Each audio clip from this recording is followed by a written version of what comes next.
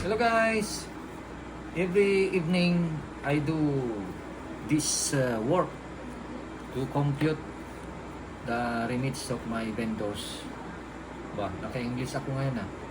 Yeah. Alam niyo may nagtanong sa akin kung ano ang ginagawa ko daw sa aking negosyo tungkol sa sistema ng pagpapatakbo natin. Halimbawa, yung magtitinda, mayroon tayong mga tao, ganyan. Ang nagtanong ay ito. Ilalagay ko na lang sa video ano. Ayan, 1 year pa lang siya sa fried chicken pero hindi niya alam kung paano yung sistema natin. So ganito po yun. Every evening, every night like this ay siyempre kinukuha ko yung mga remit ng mga vendors natin. So, ayan o, nagkukwenta ako eh. Ayan. Yan na yung mga remit nila o. So, ang ginagawa natin sa umaga, siyempre, bibigay natin yung manok na marinated sa kanila, bibilangin natin yon para mas madali ay isupot-supot natin yung mga marinated chicken sa tag 20 piraso. So, ganun po para mas madaling bilangin. Halimbawa, yung isang vendor natin nakakuha ng 10 parang ganito na rin, yan. Yan sa Santa Cruz. 13 times 20 bali 13 na supot na tag 20. So, mayroon siyang 260. Mayroon siyang press na natira. So, ima-minus natin 'yon. Nga-minus natin. Yan. So, 215 ang naluto niya. So, yan lang po yung naluto niya. Pero mayroon siyang hindi nabenta na luto. Ito yun, minus 8. Yan, ito yung luto. So, minus natin yung luto para makuha natin yung total ng kanyang nalutong fried chicken. So, 207. At yung presyo natin na 30 pesos kada piraso. So, 207 times 30. Ngayon, meron tayong 6,210. At i-plus na. So, 40 ang binigay natin na small. Meron siyang natirang isa. So, 39. Tag 15 po yung small natin. Kaya 39 times 15, meron tayong 585. I-plus natin doon sa nabenta natin na big. So, 6,210 plus 585. Meron tayong gross sale na 6,795. Ayan po yung gross niya.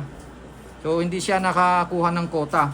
Ang quota namin is 8,000. So, kapag ka nakabenta siya ng 8,000, mayroon sana siyang incentives na 100 pesos additional sa kanyang sahod. Ngayon, yung expenses, i-minus natin. Halimbawa ito, 600. Saan nakuha yung 600? Ito, 100 ticket. Kasi nagtiticket sa palengke eh. 300 yung bali ng vendor natin. At merong gas.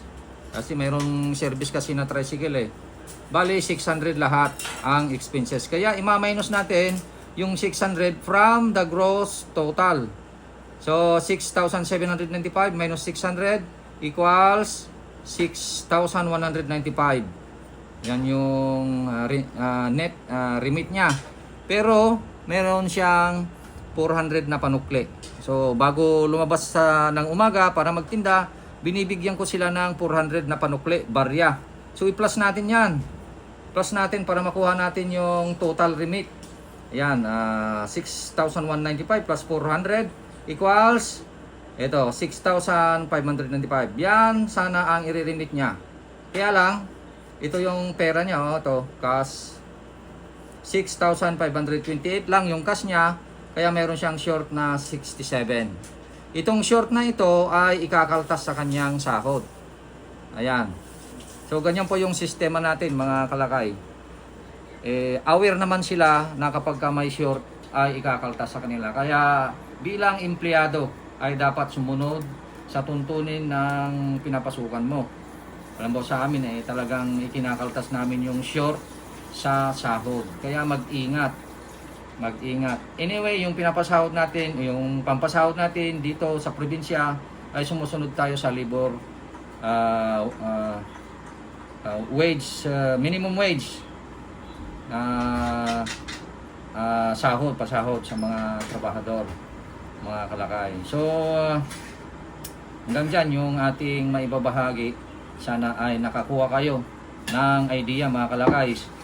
For over 17 years na kaming nagtitinda ng fried chicken, never kaming nag-stop, mga kalakay. Hanggang ngayon, ganito pa rin ang ginagawa natin, ganito pa rin ang sistema natin, mga kalakay. So, okay, that's it. Magandang gabi po sa ating lahat. Bye-bye!